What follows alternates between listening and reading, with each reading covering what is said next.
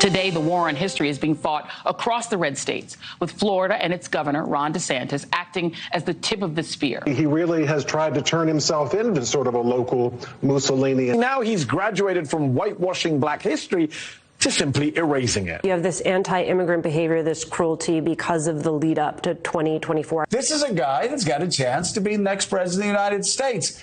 He doesn't have to act like a caricature of the Republican Party. Watching MSNBC these days, you might think Ron DeSantis is actually the president, or they are a cable channel covering Florida. They often cover more of DeSantis's policies as Florida governor than they do of President Biden. Democratic strategist, LA Times contributor, House GOP former committee oversight advisor Kurt Bardella is here, along with Scott Tranter, director of data science at our partners Decision Desk HQ. Gentlemen, good to see you as well. Kurt, does this sort of lay bare that Democrats are a lot more afraid of Ron DeSantis than they are of Donald Trump? Well, I think one thing, we're certainly going to see plenty of coverage about Donald Trump, I suspect, as we head into the 2024 campaign. I do think that Governor DeSantis has distinguished himself as the most viable threat to Donald Trump. And I think that does warrant the amount of coverage that we're seeing. Also, being an actionable governor. I mean, whether you like him or not, DeSantis is doing a lot of stuff in Florida. And I think DeSantis is hoping that his agenda will be the blueprint for what he will campaign on the president. So I think that's why there's so much focus and emphasis on it. Yeah, well, he's not even hoping, right? He's actually coming out and saying that this is the blueprint for America, is what I did in Florida. So here you go, like it or not. Scott, I'm trying to figure out what Democrats see in the polling that leads them to believe DeSantis is such a threat. Because conventional wisdom says Democrats would love to run against Trump, except Trump beats Joe Biden head to head.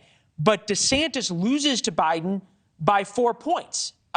This is the Biden versus Trump, Biden versus DeSantis polling that we'll put up in a second. I don't get what are Democrats seeing in the crosstabs? You know what? I'm not sure what they're seeing either, other than you project where you think someone's going to be a year from now, and maybe the Democrats are thinking that Donald Trump is looking a little lackluster, which on a national level in the Republican primary, Donald Trump holds up strong. But when you look at some of these individual state polls, Ron DeSantis is coming up quickly behind him. And he is a candidate who can raise money. He is a candidate who is often billed as Donald Trump without all of the Twitter mess. And so if you're the Democrats, you might look at that and say he's got all the Donald Trump charisma without all the Donald Trump baggage. And so maybe that's what they're thinking. But we're 12 months out, from the serious part of the primary. A lot can happen. If you remember at this time in 2015, we were thinking it was going to be, President Christie, and that obviously didn't happen. Or Jeb, or Jeb Bush, or. Kurt, is there any risk? And I know you do advise a lot of Democrats. Is there any risk that if you keep covering Ron DeSantis and say how terrible he is, Republicans might find him all the more appealing? I kind of look at it as the risk of inaction is greater than the risk of action. I think that when you look at the current terrain, you do not want to wait until we're so far into the calendar to start trying to at least define Ron DeSantis across the electorate, and especially with the Democratic Party base. So I think a lot of the thinking right now is DeSantis is the clearest threat to Donald Trump. I don't think anyone would really dispute that. And certainly the polling that we've seen does reflect that. So if that's the case, then you need to do everything you can to start defining him and not wait until it's too late. Yeah, but Scott, am I wrong to think that there's probably a lot of Republicans out there that if MSNBC is vilifying a Republican, they only like him more, in the same way nothing helped Donald Trump more in 2015 and 2016 than endless CNN and MSNBC coverage?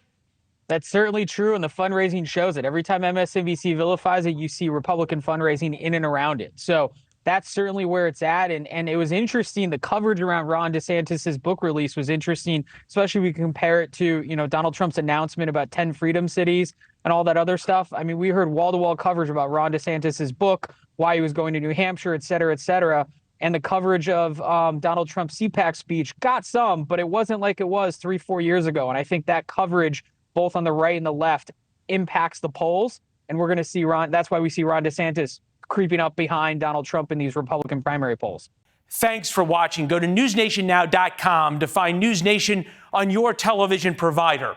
And don't forget to subscribe. Click the red button to get more of NewsNation's fact-driven, unbiased coverage.